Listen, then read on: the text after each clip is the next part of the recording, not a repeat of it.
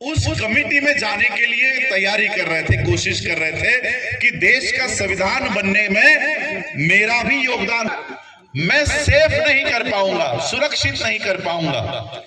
इसलिए बाबा साहब उस कॉन्स्टिट्यूएंट असेंबली में जाने की कोशिश कर रहे थे, उस कॉन्स्टिट्यूएंट असेंबली में जाने की तैयारी कर रहे थे।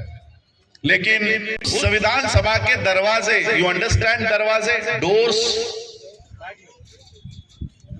That doors of constituent assembly is not only the doors but windows are also closed for you. We are not going to take you in constituent assembly. हम आपको संविधान सभा में आने ही नहीं देंगे। तो संविधान कहां से बनाओगे, कहां से लिखोगे संविधान जब हम आपको आने ही नहीं देंगे।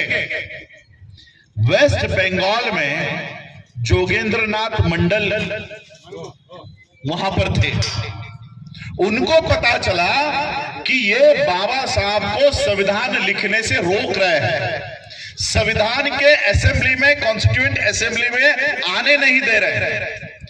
जोगेंद्र नाथ मंडल इन्होंने बॉम्बे से, महाराष्ट्र, यू अंडरस्टैंड, महाराष्ट्र, बॉम्बे से बाबा साहब को वेस्ट बंगाल में बुलाया और वेस्ट बंगाल में एक मुस्लिम कॉन्स्टिट्यूएंट असेंबली के मेंबर को रिजाइन करने को कहा और रिजाइन करके वो चेयर बाबा साहब को दी और तब बाबा साहब कॉन्स्टिट्यूएंट असेंबली में गए। यानी इस देश का संविधान बनाने के लिए बाबा साहब अंबेडकर जी को इस देश के मुसलमानों ने चुनकर बाबा साहब को संविधान सभा में भेजा है।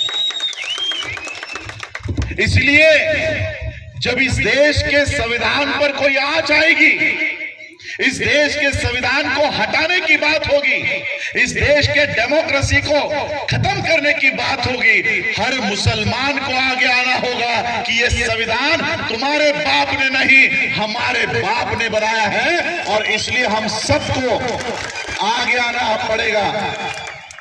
उस समय भी इस देश के मुसलमान ने अंबेडकर का साथ दिया है संविधान बनाने के लिए और इस देश में आज भी संविधान को बचाने के लिए इस अंबेडकर का साथ फिर आपको देना पड़ेगा।